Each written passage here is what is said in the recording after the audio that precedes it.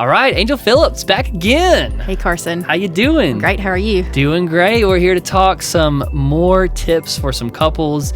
Guys, Angel Phillips with Roots and Wings, Little Orphan Annie's for florals. She's a florist and wedding planner, and you have been a florist for nearly 20 years and planning for nearly 10 years. Yep.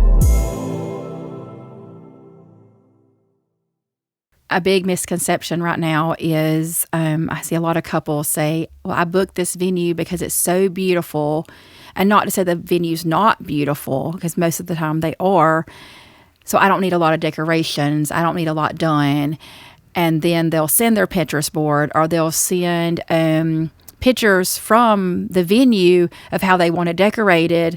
And it's so not the blank slate that they have rented for the weekend. And so it's a huge misconception that they see these, because social media is huge. And I mean, it's your job as a videographer or the photographers that we love to work with to put those pictures out there and make the venues look even more amazing than they do as a blank slate. Yes. And then the brides get in their mind, well, the venue already looks like this and I don't have to do a whole lot. Even when they tour the venues, it's a blank slate. They still have it in their mind. Hey, and so that's not always the deal, that we can do whatever you want to the venue. We can take a tent, we can take a barn, we can take a mansion and turn it into whatever you want it to. Right. But it's not always as easy as they think, or as budget friendly as they think when we have a blank slate to start from. Yeah. And so it is huge. Or they think, well, it's just a tent or it's just a barn and I can't have this elevated luxury look. We can take anything and turn it into an elevated luxury look. We can take anything in your backyard, a venue, anything, and make it to what you want it to. It just depends on how much you have to spend and want to spend. And, well, absolutely. You know, comes back to budget. Always. Everything comes back to budget. But we have a great video. There's a video on how to actually budget for your wedding. You guys can check that out. It's an hour and 48 minutes long, and it features Chad with Chad Ellis Entertainment. Great video. Yes. And we talked about vendor breakdown and how to actually budget and what you can look into. We actually have an app you guys can download right now called Wedding Day Budget Calculator, and it just calculates your budget. About the app. Are you excited? I am so excited. I can't wait to, I've got it downloaded ready. So as soon as it's available, I'm so excited. Come on, Angel. I'm excited for other planners and brides to start using this app. But yeah, your budget's a huge thing. And so we're going to break this video down into a few different avenues. First and foremost, there's two different roads you can go. You can hire out a company to do absolutely everything, right, Angel? Company or companies. Or companies. Yeah, it just depends. You know, one company may do it all, and then you may have to get 3 companies to do exactly what you want to make it happen. Totally. But it can happen. A lot of rentals with this, right? Yeah, a lot of rentals. And then there's the complete DIY way. Now, and then there's the mixture of both. You know, some you can do DIY, some things you might already have or you want to buy to keep, and some things you want to rent. But the thing about buying is sometimes you have to resell, and sometimes people go to post things and it just doesn't resell at all. It doesn't resell at all. You know, but there's 5 different things I want to talk about today in this video to make it a little more easier to go along. And by the way, there's going to be chapter markers in this video, so you guys can click on the descriptions, any one that you want to go ahead and jump to. If you already know about a few of these, you can go ahead and jump around on the video if it helps you guys. But 5 different things. First thing is lighting. Big deal. Second thing is florals, which you're a florist. Huge deal. Huge deal. Third thing is tablescapes. Anything to do with your tables and decorating the tables. Yes. Fourth is furniture. And the 5th and last thing is draping. Yes. So we're going to start with, and that is priority. Wouldn't you say that is like I definitely think priority? That I do. Okay, so like your first and foremost thing is lighting. Yes. So let's talk about lighting. Brides love the ambiance, the romantic look. Brides sometimes want those lights turned down for dinner, so those candles, our lamps are really popular right now. Those pretty table lamps are really pretty. Yeah. So it gives it that ambiance look. that's romantic. But it also, when you use candles, it does help with budget. It helps a lot to fill those tables in with candles and lamps. It really helps with budget. So, because like we said again, everything always goes back to that dollar. And so it can look romantic. It can help with your budget. And it elevates the tables. Colored candles are really popular right now. Those lamps with gold shades or white shades, it elevates the space. And that's what the brides want, that elevated luxury look. Totally. Even the DIY brides, they want that. Why shouldn't they? It's their day. Right, totally. And so whether you have $100,000 or $20,000 to spend, all these brides want that luxury look. And candles and lamps really help bring that to life. Yes. Okay, so with candles, talk about ceremony stuff. I've seen the candles where it's like floating in water and you put it along the aisles. Yes. Sometimes they get bumped and glasses break and stuff. Yes. What do people need to know about this? Don't. No, I'm just kidding. I'm just kidding. I'm just don't kidding. do it. I'm just kidding. As a wedding planner and florist, and so I can kind of see the both worlds. Yeah. We have acrylic vases that are they're not as easily broken. Okay. And so that does help. And we also, a lot of venues don't let you have open flame or flames, period. And so we do have floating candles that are battery operating. As soon as they touch the water, they turn on. And so that does help. So the acrylics help and the non-flame candles help. But also if we could just make your aisle a little wider, which is some hard to do when you have 250 guests in a space and a bride who has a beautiful gown on that's so wide and we've got to get them down the aisle. Sometimes it is hard to widen the aisle. Yes. So you just have to look at the whole space and make a decision. You can always put them at the back row, starting the aisle. You can use candles there. Yeah. The petals is always a good option instead of a lot of candles, putting it down the aisle. That's good. You're not going to get burned or broke on petals. So, Totally. Talk about stacked candles. Like, I know we're going to talk about tablescapes and stuff in a minute, but like, I see these designs, and again, I'm not a designer or anything, so I'm going to sound so dumb. But no, you're not. People stack different heights of candles. Yes. In reception. Talk about that. What is that? It just aesthetically looks pretty. Okay, and you like doing that as well? I love it. Okay. I love doing it. The different heights, even the pillar candles mixed with tapered candles is very pretty. Even floating candles now, putting the three together. Yeah. You have to be careful that you don't get it too busy and cluttered looking. But the pillar candles and the tapered candles are really pretty, and especially at different heights when you have the different glass globes over them, which is only really good for indoor reception. You get outdoors reception and you're on that with wind and stuff, not good. So something else to think about when you're booking that venue and you want that aesthetic look with all the hurricanes glass globes over your candles, not a good idea if your reception is going to be outside. Yeah, that's important. You need to go with more cylinder vases with floating candles or pillar candles in them, something a little heavier with not the real thin glass hurricanes. That's good.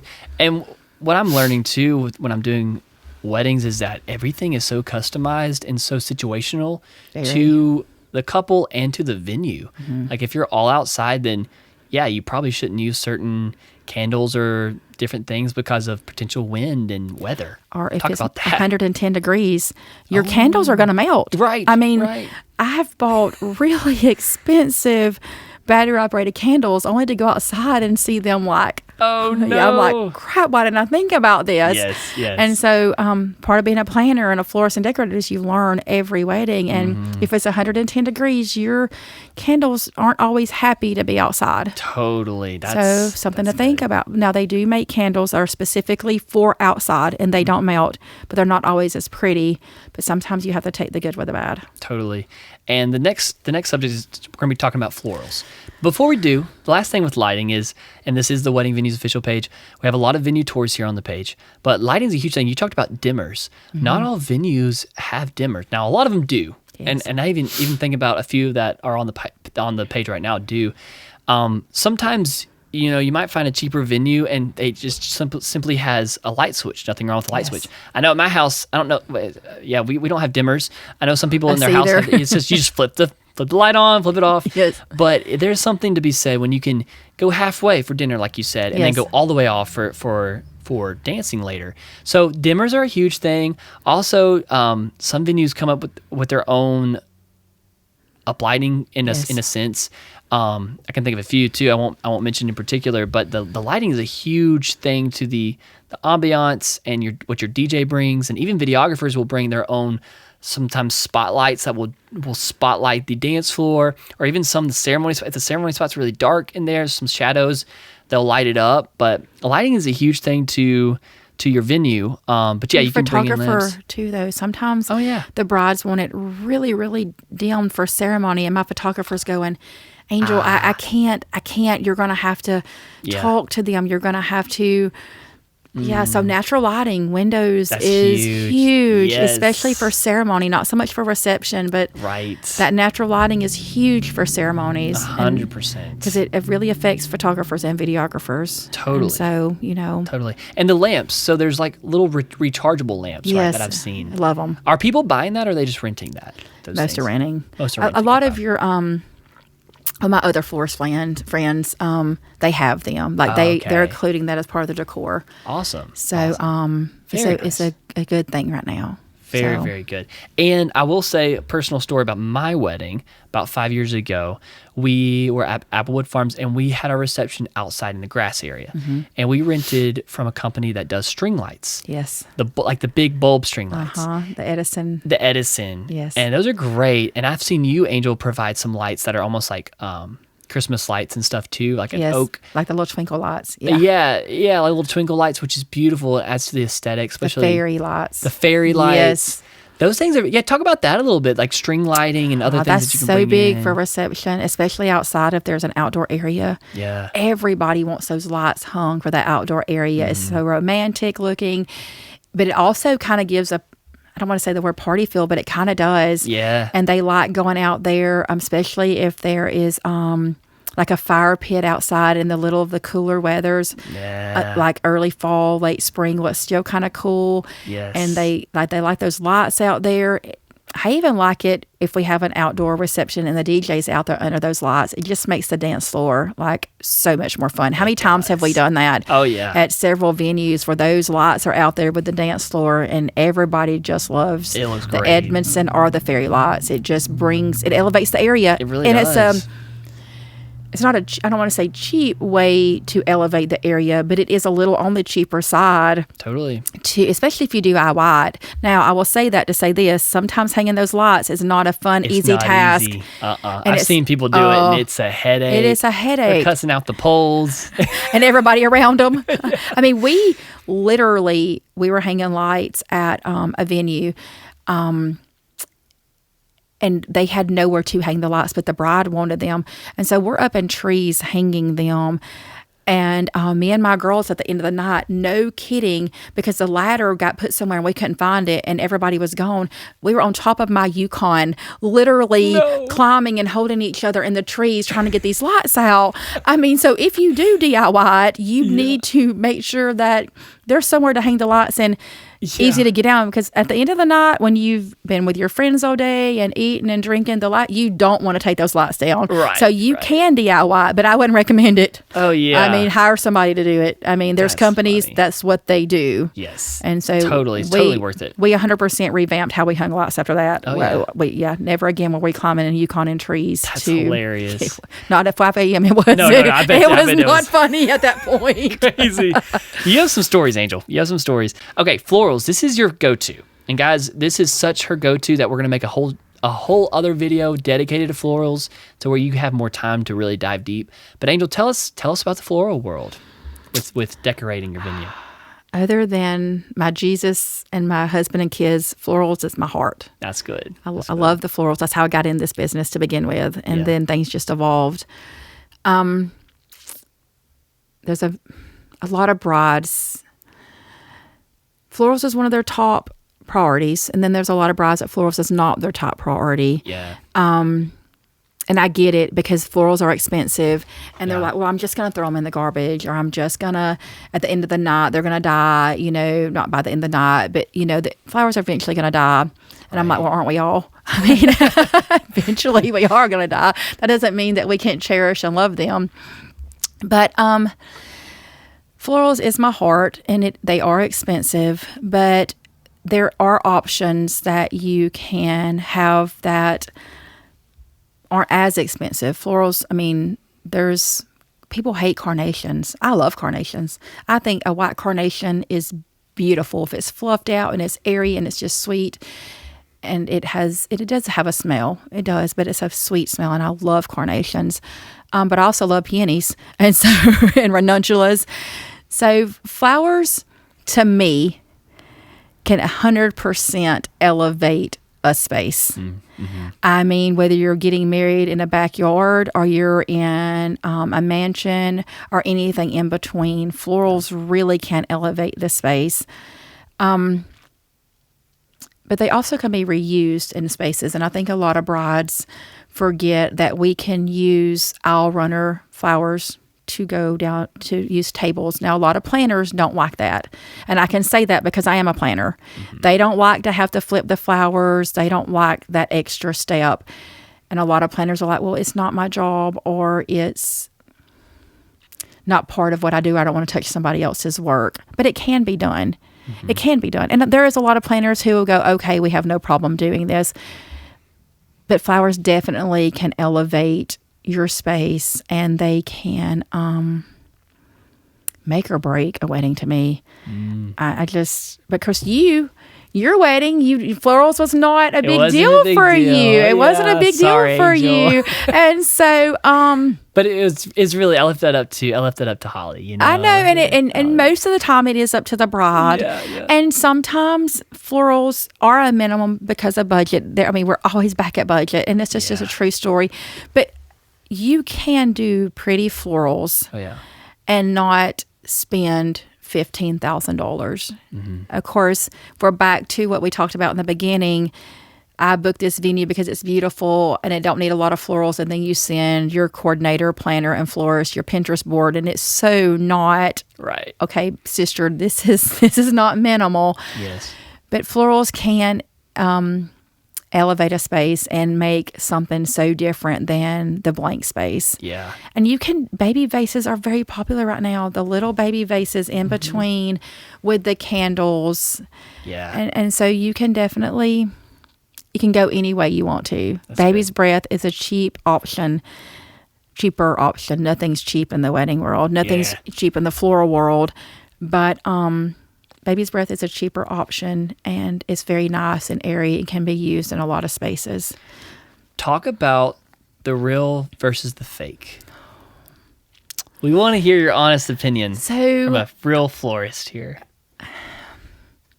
To be honest, if you want silk flowers, faux is the new word that they use. If you want faux flowers to be just as pretty as as fresh flowers, you're going to pay more. Right. Faux flowers sometimes are 3 times more expensive per stem than a fresh flower. Yep. If a bride wants the faux flowers and she's okay with spending that much, I'm okay with it because there are some really, really nice faux flowers out there. Yeah. But as a florist myself, I am not going to buy flowers to put into an arbor that looks like a cemetery flower. Right. Not happening. Because at the end of the day, my name is on that, and that's not going to happen. Yeah. I have a lot, especially last year, brides were wanting things that I couldn't get the color or just wasn't in season that they were wanting. I mixed faux with fresh, and you would never know. Oh. Never. That's a good tip. And we did do that more than one wedding. Wow. Now, I did make sure the bride knew, Yes. and she was very kind of skeptical. But then we get in here and we talk about it, and I show her, and she didn't know the faux from the fresh. And when we do that, we were able to use those faux flowers more than once per bride. Oh, good. So we didn't have to charge them like we would if they were just having to pay for those faux right out. Sure. And so that did help. So I'm okay with silk, faux, not real, however you want to put it, if you're willing to put out the money to spend on what it's going to cost. But I will say this, there are companies now who, we did a wedding together, that they rent the faux flowers. Like they box them up, they send them to you, and all you do is unpack them and use them and pack them back up and send them in. Yeah. They weren't half bad. Okay. I mean, they weren't. I was like, okay. So not bad for a bride who doesn't want to throw her flowers away or just doesn't have the budget to buy the faux or the fresh, and they just want minimum flowers. It's a decent company. I was like, okay. They have a website. They have colors you can pick from. So I was okay with it. Yeah, but if I had to pick, fresh all day. Fresh all day. Fresh all day. Speaking of fresh all day, they don't always stay fresh all day. No, they do not. Talk about the summer heat, which, by the time this video comes out, it's we're going to be pushing spring and into the summer, and plenty of people are having Alabama weddings in June or July. There's popular Saturdays there, and it's the dead heat. Sometimes the ceremony is literally right in the middle of the sun, just frying at 85, 90, 95 degrees. Talk about keeping flowers fresh and some tips there. It's not always easy. I mean, there are products that you can spray on the flowers that helps with that. Crown and Glory, Pristine. There are things that you can do. But even then, it's hard. You and I did a wedding out on the lake one time. And the greenery was struggling because we had to get it up so early for some videography and some things, and it was struggling just trying to keep it like fresh and alive. Totally. So a water source is always good, but when you're decorating the arbor as big as we were decorating, that's not always an option. So I have over the years learned to bring extra to fill in, even on top of the what we've already put. And we just talked about faux, but I'm gonna almost retract what I just said. Faux greenery is great as a backing, especially if something has to be real lush and full. And we've got that sun, so if we put that faux greenery on first and then we add the live on top, it makes it more lush, full, and it's easier to add if stuff does start dying add more fresh on top of it. So that's good. And something that I wouldn't say have a problem with, because I guess it can be, is when we're doing pictures and the photographer wants to have the bouquet out for 30, 40 minutes and it's dead heat. They've not had water for 30 or 40 minutes. And if you don't have your florist there, or if you don't have a coordinator that knows, they just pop them right back in water. They don't drink up. They need a fresh cut. Like they need a fresh cut to drink up more and stay hydrated. Okay, wow. And so that in itself is, just don't realize that, it's 95 degrees outside, and the bouquet with peonies and hydrangeas, and especially hydrangeas, they like water. They love water. And they don't think to give it a fresh cut. But why would they? They're holding a camera. They're just trying to get, but that is a thing. They need water. They need water. That's interesting, and I think people need to think through these things. Like if you're going to do it truly DIY, you're going to go wholesale and try to manage all this. If your mom's trying to manage florals and then also getting ready and doing all the other things, or whoever else, doesn't have to be your mom, but someone else, they're not, even professionals, it's a struggle to make sure everything is maintained like it needs to be. Yes. I don't think about that world. Florals are not my world at all, so I wouldn't even know what to consider. But you're saying there's a lot of things that can go into it, especially in the dead heat summer. Like maybe not as much in the spring and fall. But in the I'm winter, sure the winter. Carson, we had a wedding 2 years ago. Yeah. It was 9 degrees outside.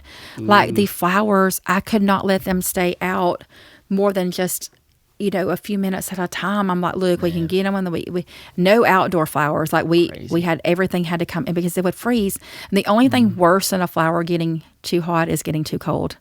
Okay. I mean, being too cold is way worse than them being too hot. Most of the time when they're too hot, some of them will wilt, some of them just blow open. But when a flower gets too cold, it turns brown, it dies, it wilts. So the only thing worse than being too hot is too cold. That's crazy. So there's just a lot of things to think about when you're DIYing it. Totally. And you talked about you put florals specifically over the ceremony arbor. Is that the right term? Yes. Okay, or the arch or the arbor. Uh-huh. And you did that because the videographer was getting drone footage Yes. of the lake and that particular thing. Yes. And that's a big thing I want brides to think about is that, hey, if you need some, I used to think before I knew a little more, I'm still learning a lot, but as a videographer or DJ, I used to think, man, these florists are coming in here like super last minute, like they're here an hour or two before ceremony, and I was like, man, and it felt like this is so last minute, like, but you know what, they need to keep it fresh. Got to. So I understand, like sometimes as a videographer I'm like, I wish this was set 2 hours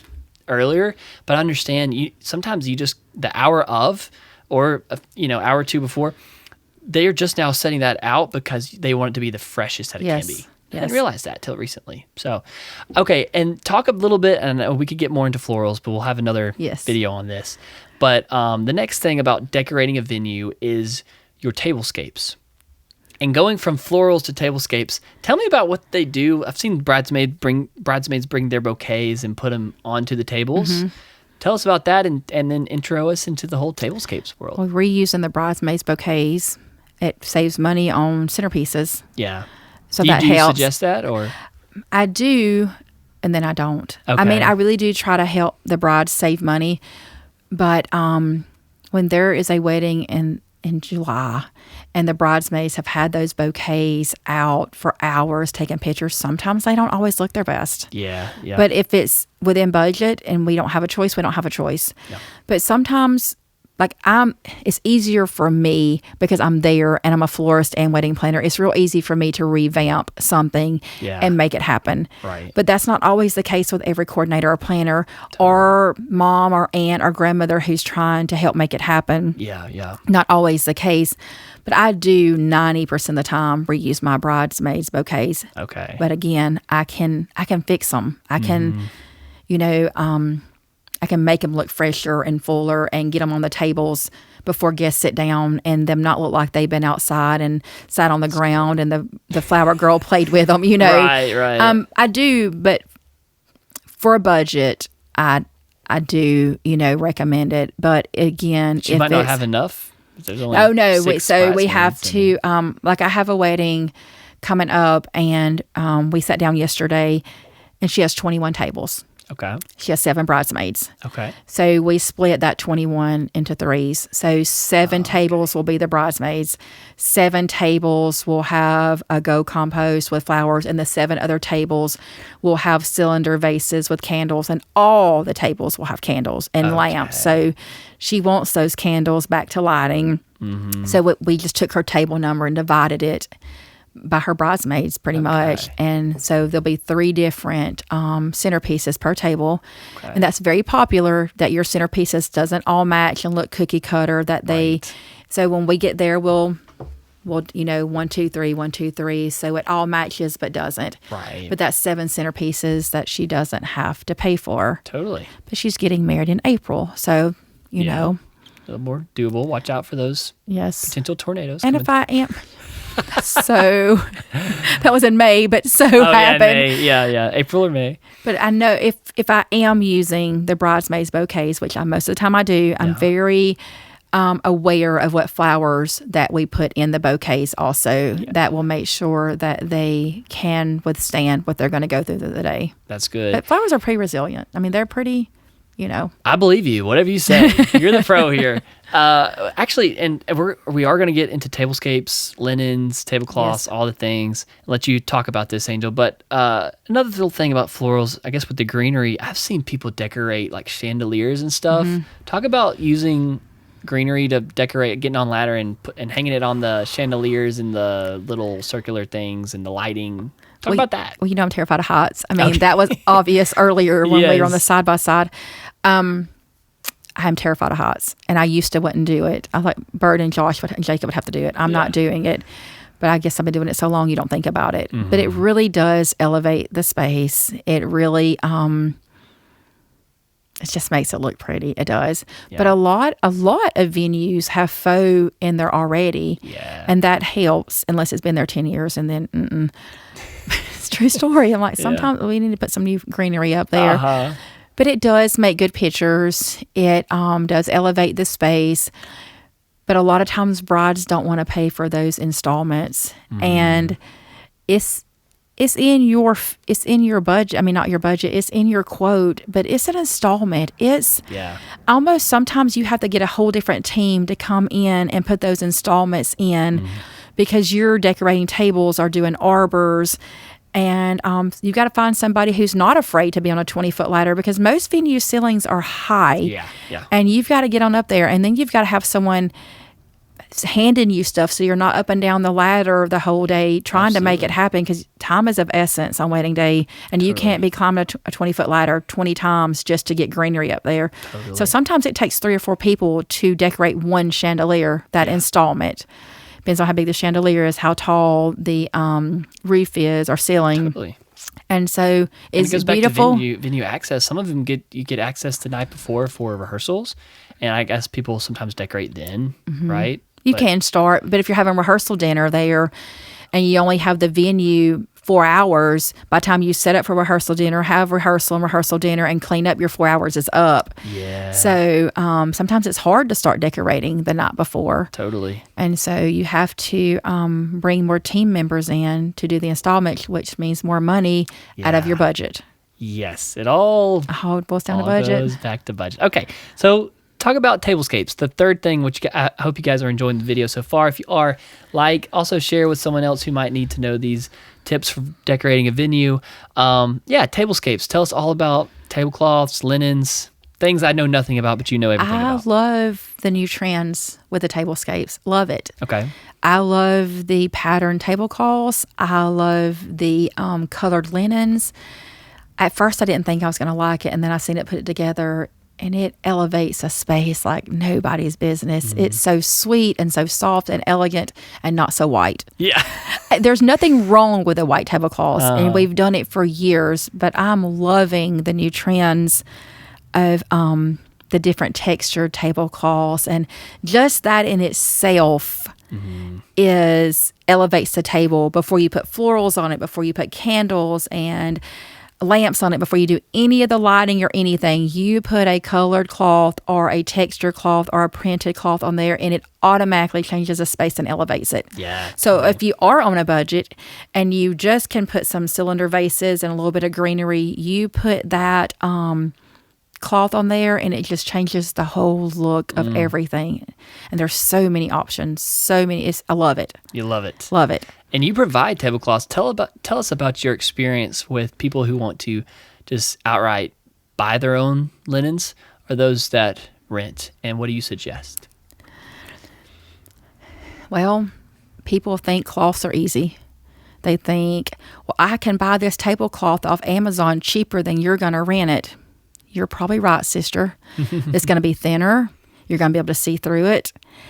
And you're not going to be able to get the wrinkles out of it. I can't tell you how many times I've had more the moms than the bride. The bride at this point is done checking out. She's like, whatever y'all decide.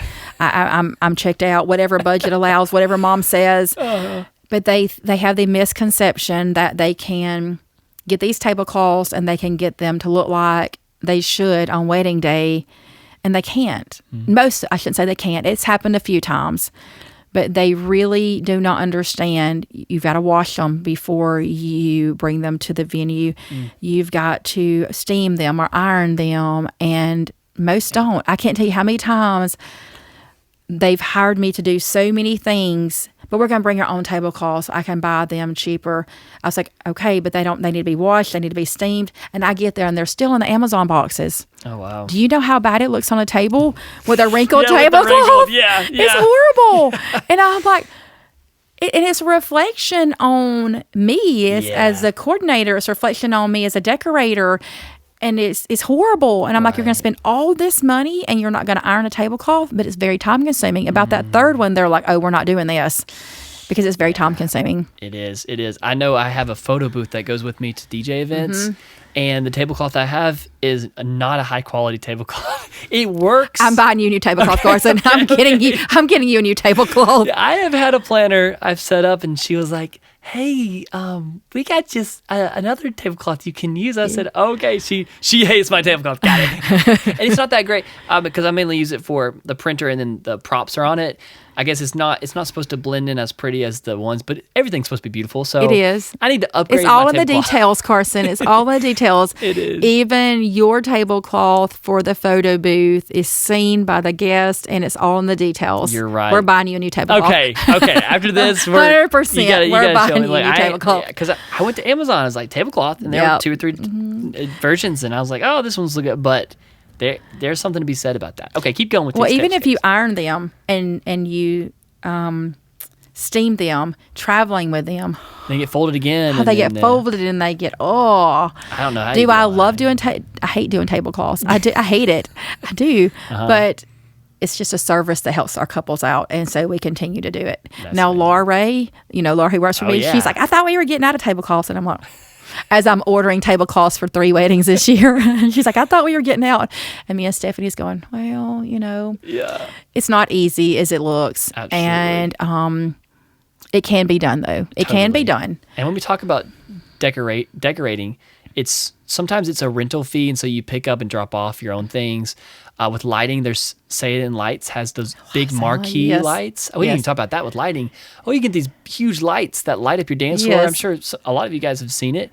They're worth it. They're They amazing are. if you They have it in your are. budget. It's like per letter. Uh-huh. It's like what you rent, and it looks beautiful out there on the dance floor or wherever, even outside or a picture moment. Yes. But also with lighting. Now I'm thinking about even more cold sparklers. Oh, I just would say cold sparks. Cold sparklers, yeah. Do you remember the wedding we did that they had the Say It in the Lights, and you did the cold sparks beside it, and the couples Yes. dipped in front of it? Ooh, looks so One of my good. favorite pictures of the whole day was the lights. Yeah, Yes. Yep. Yeah. I love bringing the cold sparklers with my DJ. And there's a lot of DJs that provide cold sparklers. And sometimes just having 2, so they can dip and kiss in front of 2 is great. But sometimes 4, sometimes 6. Chad brings 8. He has up brings- to 8. He has brings 8. He does. You can just line it He up. just lights it up. Like a fireworks show. Yes. But it's not true pyro, by the way. It's not No. like a true actual, pyrotechnics. But, But they can Tell make a us. mess. oh yeah, powder. It's a powder solution. It is because that I comes did with it. have that. I had Say It in Lights and Chad at one, and I was trying to clean lights, and I didn't until that point. I didn't realize that they could make. And okay, Oh, yeah. so that's something I learned. I learned something every wedding, but that wedding I learned. Okay, maybe my Say It in Lights doesn't need to be where we shoot the cold sparks 30 times in one wedding. I think yeah. once or twice, but he was just going, Just going at at it. it, yeah. And so some venues are funny about the cold sparks. Yes. But do they elevate the time and so much fun? Really does. Heck yeah, they do. Oh, absolutely. Yep. And it doesn't actually. So the misconception is that they think that it's like almost like a firework thing. You can literally put your hand over it, and it feels like beads hitting your Yes. hand. And you won't actually. And you can even put paper, towel, whatever over it, and it won't catch fire. No. The only times when it catches fire is if it's not a true cold sparkler unit and like a cheap Chinese version that is shot off that's actually not true cold sparklers, or the unit itself might have a malfunction, overheat, a wiring issue, which I've never heard of, but that's the only way that it would actually catch something fire if it's not a legit unit. Or the unit itself, but that could happen on a speaker, happen on a haze anything. machine, anything electronic could kind of have a electronic Yes. fire potential. That's the only reason why it would catch fire. So, but also venues are entitled to prohibit them at any Most point. don't, though. Most Most don't. don't. If you have a clear surface that can easily just be wiped off, Yep, and exactly. cleaned, it's good. Now, if it's carpeted, which I don't know if I don't know of any. I mean, but- church venues, like the Uh-huh. fellowship hall or something might be carpeted. That's when you don't need to use them because it'll leave a mess. Have you ever used one where you had the dance floor that was, the printed dance floor? Yes, yeah. And they were fine on it? It was fine 'Cause on I've it. not had that. I've not done Yeah. that. It's fine on I've done it. a regular dance floor, but not one where they did the wrap on it. We did 4 at the Finnick in Homewood. Uh-huh. And it was great. We did a vinyl. It had their initial on it, Yes. and then there's 4. I it was love great. it. Sendoff is great too for the cold sparklers. Like if you line 8 of them, Yes. and boom, there's one Superior Sound did like they have the battery powered cold sparklers where you don't have to plug them in. So if there's a battery pack, and they lined them down the driveway. So their getaway car, that we lined up and did sparklers, and then they got in their getaway car, and when they were going down the driveway, the cold sparklers went up. I think they had like a total of 8, and it was just like a fireworks show going through. I bet it was beautiful. It was absolutely so beautiful. So the cold sparklers can do a lot to elevate the excitement. And you should see people's faces, right? Everyone's like, yeah. They are. They are. Like, it's a crazy experience. And the fact that it's inside and it's not really a fire. I mean, they're like, totally. And the pictures, oh my gosh, the pictures are beautiful. Oh, yeah. One thing, though, that people kind of misconceptions, I just saw this the other day on Facebook. Someone was like, hey, I want to buy some cold sparklers for my daughter. These seem to be just as expensive as renting, so I'm just going to buy it myself. Here's what I would say to that. I would say to that is, and it's on the lines of florals too, and a lot of other things, tablecloths too. I just think the same thing. Just because you can buy the thing doesn't mean you can professionally operate it and know the gear. Like I know when I bought cold sparklers, started using them, I had to learn the gear. You have to give it time to heat up. You have to pour in the powder. You have a card. It's a time card that goes on the back of it. So you turn them on, put the time card, you put in the powder. You have to give it a few minutes for the thing to, just like a haze machine or whatever, just when you turn it on to get it going, warm up a little bit. And then you can shoot them off. But there's certain issues. There's things you have to troubleshoot with gear. And, haze, you put the haze fluid in. With the cold sparklers, you put the powder in. Now, it's not as easy as flipping on a light switch or turning on a light. You have to know so there's a little nuance about it that you need to know. Where to place them, how they shoot out, how long will you have to shoot them? Will it stretch this distance wirelessly? Will it not? Do you need to daisy chain them with the DMX? All these different things that people just don't understand. I don't understand any of what you just said. Now, a lot of people think just turn them on and shoot them off.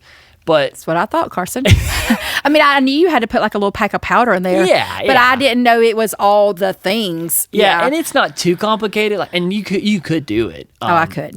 But it's that's why I have you. That's why I have Chad. It's the same thing with like renting a TV. Like you could bring your own TV, but do you really want to be the one to plug in the HDMI cable, make sure the input's good, make sure it's mirroring the screen? Like there's tech troubleshooting that you need to do. When you brought all those TVs to that one wedding. Yeah. There's no way that I could have gotten all that.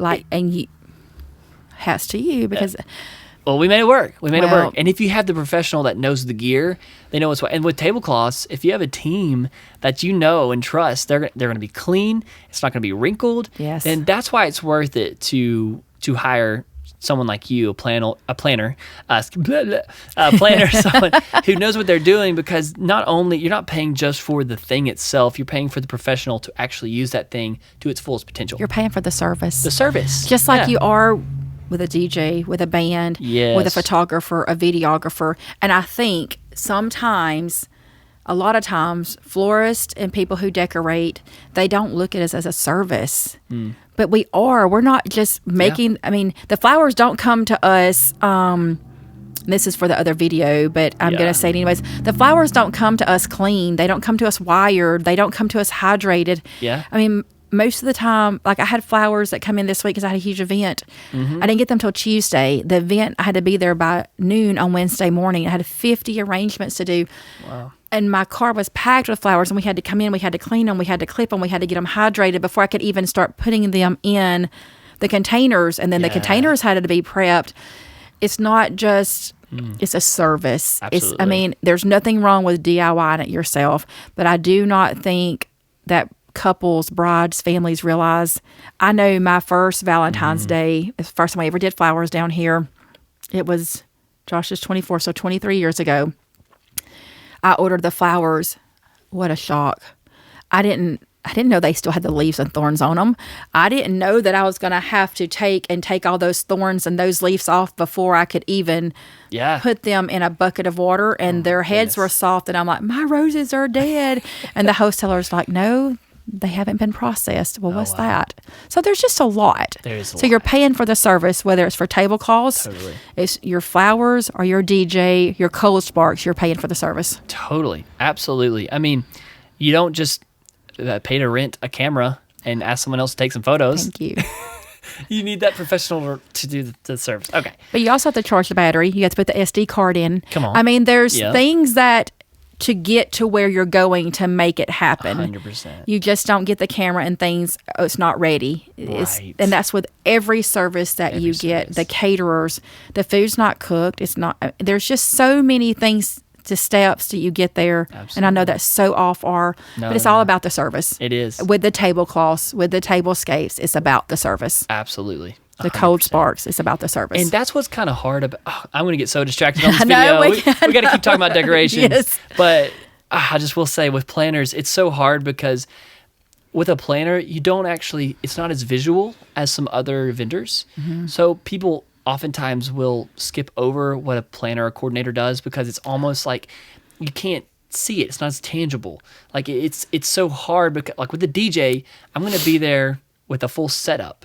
And you provide that, and you see that. It's very visual.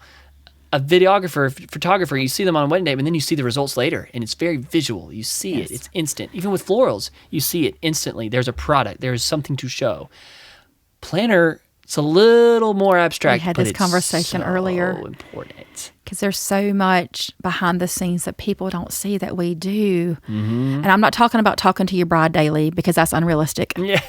But there's so much that we do behind the scenes before we get there, while we're there, and even after.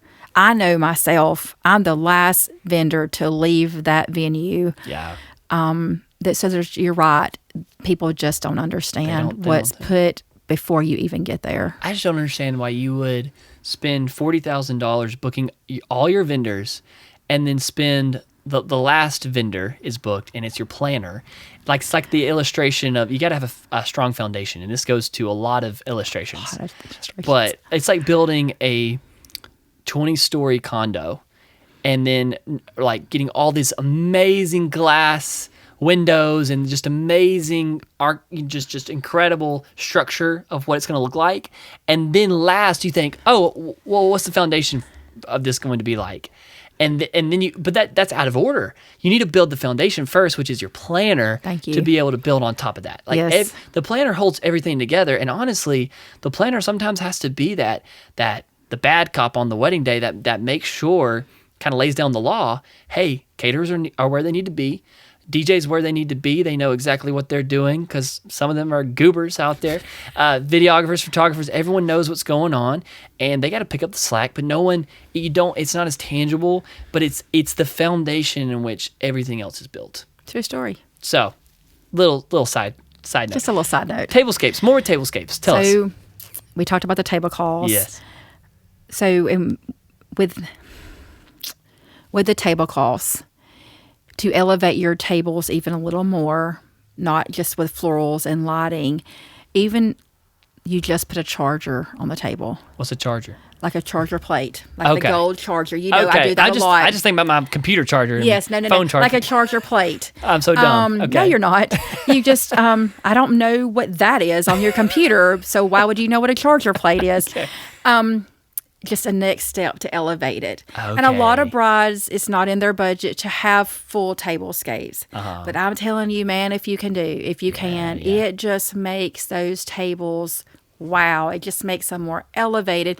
So if you put the charger plate and you have a cloth napkin that matches your linen, and you have those beautiful wine glasses and water goblets, and then those either China's real popular right now, are just clear plates. The clear glass plates are, right now I have a bride, we're doing a charger and we're doing a disposable plate, but it's an elevated disposable plate. Okay. And it's so pretty.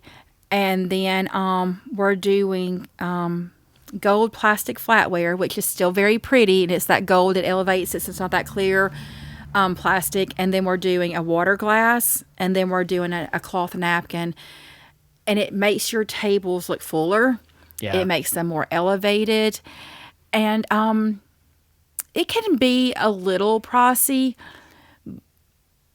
but it can be as pricey as you want it to be. Yeah. Sometimes, and my girls don't know this, so maybe they won't watch this part of the video, but there's sometimes if the venue has chargers and all we have to do is wash them, I don't charge the bride for it. We just do it because it elevates it that much. Just having the charger on there or the cloth napkin. But right now there's napkins that you can get that look cloth, but they're disposable, so there's so many ways to elevate your table using those tablescapes aside of florals and lighting. And it just really elevates it and it looks really pretty and it kind of is a wow factor. And sometimes it makes your reception look like you spent a lot more money on it than you did. And your guests are like, oh, look at this. Because we have these beautiful place settings. We have a beautiful water glass. On the flip side of that, sometimes those water glasses never get touched. Oh, yeah. Because the caterer brings the plasticware and people are like, oh man, I didn't see it sitting there and they already have their glass of tea. So sometimes it's not the glasses especially aren't even used. But those pictures look amazing and aesthetically it's just gorgeous, you know. Yes. And so, but it really does make your tables look elevated and very nice and rich, luxury looking. Yes, that is good. And so, and also talk about like engagement photos or other do people put picture frame? Like, tell us what you've done with that. More at rehearsal dinner do I have the pictures on there than we do reception. But they do put like their engagement pictures on there. I had a wedding. It was rehearsal dinner, but the mother of the groom had so many great ideas. And one of her ideas were we had double-sided frames, which are popular, especially for tablescapes. Yeah. And the tables were numbered, which I know you hate, but the tables were numbered. Oh, I don't mind them being numbered. It's you just don't like calling them out. Call them out. Everyone's staring at you like, let me go. So each table... I don't like to hold people hostage. I know. I get those looks also.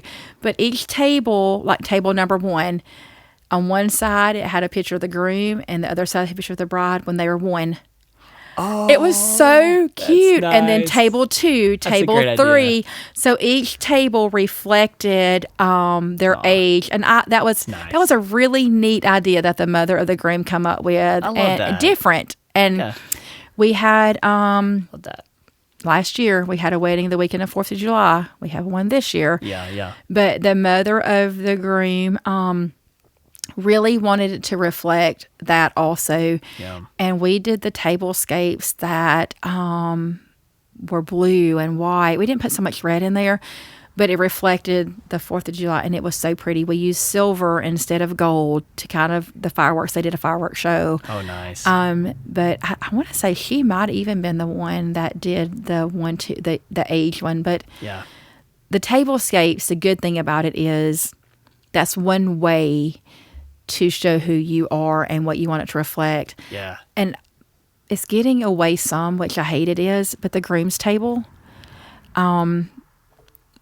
usually reflects the groom. Yeah. Like I had a firefighter. Yeah. His whole table was firefighter. I'm not for sure if you were at the wedding, but do you remember the cake that was LSU? And it was so cool. I do remember. Wasn't that Morgan? Yes. It was Morgan Connor's wedding. Yeah, Morgan and Connor. It was great. Cool.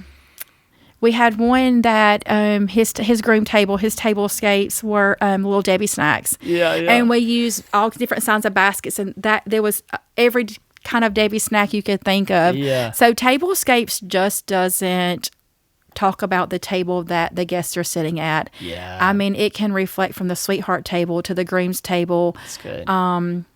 We're getting out of a lot of groom's cakes. It's more groom's tables, charcuterie board, fruits, dips, more things that they can snack on through the night instead of just the cake, because we have the bride's cake. So tablescapes it goes further than just where the guests are sitting. So it's amazing. And I'll add this too. There was a couple that they were in the Disney college program, and then they moved in working at Disney. And so in their centerpiece, they had, it was Disney themed. So they had a different Disney themed movie centerpiece. Mm-hmm. Like, I might have had a treasure chest for Pirates of the Caribbean or something else for Peter Pan. Pan. This for that or the other. and the Little Mermaid or whatever it may be. So there's tons of customization. Exactly. You know? To make the wedding day about you. Yes. I did on Tablescapes one time that was like Beauty and the Beast, and it had the red rose and the and the dome. It was beautiful. That's awesome. So just what suits you and makes you happy. Yeah. I love that. Just some ideas. Okay, so these first three, again, lighting, florals, tablescapes, they're pretty much the standard for what you do for your wedding day. True. Like everyone's going to, obviously, lighting is a part of everything, whether that be natural or the enhanced and the dimmers. Florals, most people are going to have florals. Most people are going to have some kind of tablecloth, even if it's just something plastic from Dollar General or something. You're going to at least have that. So, but the last two are not always as popular, but definitely elevates the space. So we're going to spend time talking about furniture and draping. That's number 4 and number 5, furniture. So Angel, you always, and I want you to also hit on a little bit about the expectations between what a planner does and what they don't do with decorations, and what a venue does with decorations and what they don't do with decorations. Like, what are the expectations? And it is a wide range, because some planners take it all on, some venue owners take it all on. So I want you to hit on that, and leading into furniture, because you guys I've seen you take couches and other things for the photo booth or whatever it may be. You guys have full furniture. And then there are companies that bring in full furniture. Full furniture. Talk about this, Angel. So to what planners do and what planners don't do. It's funny that you said that, because I was on Facebook today while you were videoing with Andrew, and something popped up and it said in big bold letters, planners are not decorators, planners are not cleanup crew, planners are not this, planners are not that. And I'm like, well, then what are we doing? I mean that as nice and sincere as I can be. I'm not that person, Carson. If the trash needs to be taken out and I'm the one available, then I'm gonna do it. I mean, if your shoe needs to be tied, I mean, I've never had to tie your shoe, but should there be guidelines to boundaries? Maybe boundaries is more the word than not guidelines. Right. I don't have enough boundaries. That's just a true story. That's just you personally. That's just me personally. But hats off to the planners and coordinators who do. I mean, it's a true story. And I am a vendor who, I'm not a vendor that's not my job. I'm not that person. And I don't want to work with vendors who say that's not my job. I want us to be a team and make things happen for the couple, no matter whose job it is. Yeah, that's good. But that's not really answering the question that you asked me. But I see a lot on social media, couples, mainly brides, asking for someone to come in and decorate and help clean up. Right. Some coordinators do that. They do. I think earlier I talked about a lot of coordinators don't like flipping florals. They don't like doing that. Some do and some don't. Some florals offer that service. Of course, it's an extra service and they have to stay to help flip it. I get it. What do you mean flip florals? What are you like talking about? If we're using florals for ceremony, but we're also going to use them for reception. Okay. Yeah. A lot of coordinators don't like flipping florals. It's not their work. They feel like they're liable if something happens to it, which is all valid. Yeah. Very valid worries. But at the same time, how often does that really happen? I mean, if a rose falls out, the end of the world's not going to happen. We're going to move on our business and we're going to set it down. The bride's never going to know. Right. But for the most part, coordinators and planners will come in and help set up like the tablescapes. They will help clean up that to a certain extent. Mm-hmm. Some will help flip flowers, and especially if it's not a lot of flowers, if it's just 1 or 2 pieces, a lot of planners and coordinators will help do that. Okay. So what else did you ask me? I'm sorry. No, that's great. Sorry, I like 3 questions at once. No. Because I wanted you to speak on that. Like, I guess it depends on what the boundaries are for your particular planner. So you need to ask your planner, you guys that are listening, ask your planner what, just know the expectations of what they're doing. I know for you, just because I've worked with you so many times, it just seems like you do it all, like you do everything. And then I realized later, like, not all planners do everything like this. Not everyone does this. Obviously, you're not cleaning up the whole venue. The venue has a team that cleans the floors and everything, but you're taking care of the most pertinent things with the setup and the tear down of your own furniture. So talk about furniture. You bring in some furniture, and also companies that bring in furniture. We bring in some furniture. Couches, chairs, yes, what other rugs, stuff? lamps, Rugs, tables. lamps, I mean, this okay. table that we're underneath, we had a wedding that one of your team members DJ'd for. This table was there. I mean, Okay. I want to say that we took a trailer and a truckload of furniture for this one specific wedding. Amazing. And we don't do that often. Like, we'll take a couch, like, for the photo booth. I love when you bring the photo booth and we get to decorate it. I love that. Yeah. But my furniture, some of it's older, it's more antiqued, or and a lot of the brides are moving more towards the modern furniture, soft seating. It's Right. beautiful. There's companies who bring that in, and they set it up, and then they come back at the end of the night and clean it up. Right. And soft seating is very popular. The problem with it is the brides are seeing it on social media with these venues, and then it's not part of the venue. It's an extra add-on. It's extra with a budget, and so sometimes Yep. it's I don't want to say the word misleading, because it has nothing to do with the venue. They're just sharing the pictures. Right. But brides can be like, "Oh, I saw this on Instagram and I love it," and they're like, "That's not part of ours. That's an extra expense that you're going to have to rent and do." Do I think it's worth it? It is if it's to you.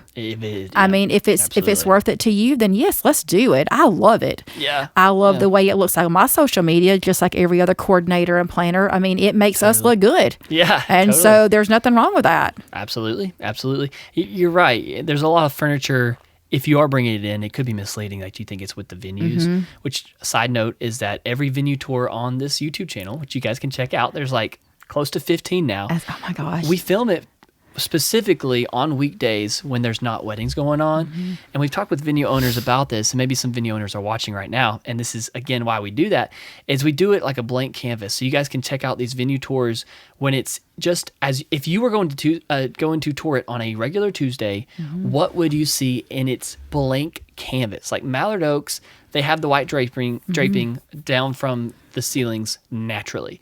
I think Oak Meadows, that's featured, they have that greenery along the in there on the chandeliers area naturally. And so when you tour it during the week, you see what's available. You see their decor closet. You see what furniture. Applewood, they're not featured actually. We don't have a tour of them, but where we got married, they have that couch that they offer. You can bring that couch out there to the grassy area. Yes. We didn't do that. We didn't feel the need to do that, but they have, some venues do have furniture. Yes. Some do not. And I love when they have the extra furniture. There's nothing prettier than a bride and a groom out in a field on an antique couch. It's beautiful, beautiful. Absolutely. But you just need to know, yeah, that's a good point. Like, what do they have and what do they don't have? So our venue tours is really like blank canvas of, if you were going to come in, what do you need to do? And and we're going to get on to draping. Some venues fully, like all the walls, or maybe half the walls in reception are fully draped off. Whether that be it's usually all white, but sometimes could be black or something. Yes. And just either blacked out or all white, and it just looks beautiful. And you think maybe that's included in the venue, and some do, many Most don't. So yeah, keep talking about furniture there. What else do you? How much does it cost? Typically, It can be expensive. Yeah, just like anything, right? It can be. And the hardest part, not the hardest part, but like we'll get a quote like for chairs, and I'll email and say, hey, I've got a bride that wants 150 chairs, and she wants these. How much are they a piece? And then they send it to me, and then I tell the bride, and then I get the full quote. Well, delivery and setup is part of that. I mean, even with caterers, I mean, they may be doing $30 a plate, but by the time we get delivery and setup and staff fee, we're at $50 a plate at that point. Yeah. So that's something else you have to think about when you're booking the furniture. There's going to be a delivery and setup fee. Yeah. These companies have to pay their people to deliver it. They have wear and tear on their vehicles to get them there. And so renting furniture can be expensive. Absolutely. But again, if it's what you want, then, and if it's on your top list, then let's do it. Yeah. Yeah. So you can rent out couches, you can rent out Tables, rugs, everything. You can rent out plates, glasses. You can rent out chandeliers. You want a chandelier and a tree at the venue? We got it. We rent out dance floors. You can rent out dance floors. That's right. I mean, that's right. That's part of not true. necessarily That's furniture, true. but I mean, it is something that can be rented out. Stages. Rent out a disco ball. Back to lighting. 100%. I mean, I don't know that there's anything that you can't rent. Absolutely. And so it just depends on your budget and what your priorities are. So good. So good. Okay, final thing of this video. If you've enjoyed it, let us know. Comment here on YouTube if you got an account. Tell us that you're enjoying this. Hope it's helping think through how you're going to decorate your venue. But the last and final thing, which is not very common, it's the least common of all, is the draping. It is. Talk about this stuff. I had a wedding last year, and it was at a pretty prestigious venue. Yeah. But it's an older venue, and weddings are constantly changing. Yeah. What brides want, from the front of a DJ stand to a vase, things are constantly changing, and we have to stay with the times. It's a lot easier for us as florists and DJs or even caterers to stay with the times, but a building's a building, and it's there, and there's not a whole lot they can do to change it. Yeah. And so a very nice venue, but it'd been there a good while, and the bride just didn't like the walls. And she's like, Angel, were they terrible? No. But when the draping were up, made a totally big difference. It just transformed the whole room. Yeah. Just like her tablescapes, just like her florals. Yes. Draping can transform the whole entire room. Yeah. And I believe that this venue does a lot of draping. But there's companies out there that do it, and it did transform the room completely. Churches, a lot of brides, yes. They don't want to see the choir loft. Yeah. They don't want to see even the drums on stage or something at and a modern so church. Yeah. Draping is huge for that. I did a wedding in Birmingham, and it was an old industrial building, cool place. Yeah. But the bride's like, there's so many windows, and downtown Birmingham, so people just walking by could see in. Right. And so she wanted it to be a little more, not closed in, but not even, what's the word I'm looking for? More private. Thank secluded. you. Yes, more private. And so we draped it. We draped those outside windows that was facing the street to make it more private, to make it more romantic. Totally. And so, because some venues aren't quite as expensive, right? But they do need a little love, yes. And draping is great for that. Totally. Church gyms. Oh man, yeah. I mean, can't do a whole lot about the floors. There's not. I mean, I've had brides say, "Hey, can we get the carpet up?" No, baby, we cannot pull the carpet up, but we can drape the walls. Right. And so, that's good. Yep. I think it's a big thing, and it goes back to booking your venues. Like when you're thinking about booking your venue, you do need to keep this in mind. If you want to save money, if that's a big priority, I mean, obviously, choose a venue that you like as is. Yes. Like the walls and everything as is. And even though it might cost you $10,000 or whatever it is, at least you love it. Where you might could save some money by booking a $5,000 venue or something cheaper, but maybe you have to doctor it up. Yes. But then you're going to spend a few thousand on draping. You are. So there's always pros and cons. And I know for production world, like, when you're on tour, there's a big concert, there's draping along the sidewalls for side stage and backstage, and just kind of do some separation. And it's great. There's a lot of good things with draping, but it's not always just lining the walls. You could drape fabric along the ceilings, and it happens a lot. A lot of venues who are older, they do have draping in the ceilings to give it a little softer look. Yeah. Barns a lot are draping the ceilings to make it look softer and more romantic. Yes, yes. And also from an audio perspective for DJ, just like when you go into, many people know about going into a recording studio, there's fabric along the walls, there's sound panels, right, to absorb the sound, so the sound is more dead, and it doesn't hurt your ears as much. If you realize when you go to a venue that doesn't have sound treatment, it hurts your ears, and it sounds like it sounds piercing because those high ends are bouncing along the hard reflections. Right. So, yeah, you could use draping visually, but also sonically. Like, talking about audio quality. Didn't know that, Carson. Learned something. It's because it absorbs it. the fabric absorbs not sound. know that. That's why you go See? to a studio and it's dead and it sounds great. You want to record in the most dead space so that you can. I mean, of course, later on put all the effects and reverb and stuff, but you want the purest, like, deadest space. And that's when it feels good in the room. There's a lot of venues that. Oh man, it's so reflective and it's just so things are bouncing off the wall. Literally. Yeah, literally. Yeah, including the bride and groom later on in the night. They just go, but yeah, it's big for sound too. So I mean, not that you would drape off your whole venue just for the sound. But that's good to. I had no idea. That's good to know. Yeah, it is true. And same thing though with people. You just get more people into a space and it absorbs the sound too. Yeah. Deadens the space, but not to get into an audio theory discussion. But okay, guys, I hope this has been beneficial for you. Again, lighting, florals, tablescapes, furniture, and draping. Let us know if this was beneficial for you guys. The tip is do what makes you happy. Do what makes you happy. It's your day. It's your day. It's about the couple. Absolutely. Do what makes you happy. Good stuff. Don't book a venue just because you think it's pretty and you're not going to decorations, because that's not a true story. Yeah. When you go tour the venue, what you see is what you get. Yeah. Everything else is going to have to be decorated or hired out. Totally. So there's plenty of companies that do it right here There is. out of Birmingham and whatnot. And we didn't include tents because tents is not a decoration, but tents are also needed as extra rentals. That's a big thing. And big rentals. Maybe we'll talk about more of tents one day, a whole episode about tent rentals. But tents are a big thing because sometimes your tent is your whole thing. I mean, you've done a few weddings where the tent was the reception area.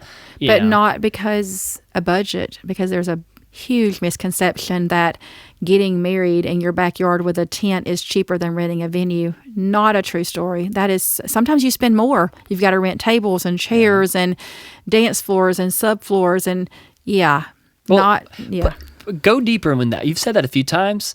Tell us a comparison. Like, let's compare this venue that's on a Saturday that costs $8,000. You have a pavilion, this beautiful tree, you have a barn, you have all these things. That's $8,000, and you have the getting ready space, everything involved with $8,000. But then you have your backyard. And then tell us realistically, could you equal out to $8,000 as well? Renting out things for that, or is it still cheaper if you use the $8,000 example? I did a wedding last year that after we rented tables, chairs, bar, dance floor, all the things, we were right at $10,000. Wow. Beautiful wedding. One of the prettiest weddings I've ever been involved in. Gorgeous. Yeah. But she didn't get married in the tent because of budget. She got married because the space was sentimental to her, very much to her and her family. Yes. And would she do it again 100 times over? She would do it again. Would I do it again with her 100 times over? Because it was beautiful. But it wasn't because of money. It was because it was sentimental. That's great. So the bigger the tent, the bigger the charge. Right. I mean, and not all tents are created equal, just like not all tablecloths are. I can attest to that 100.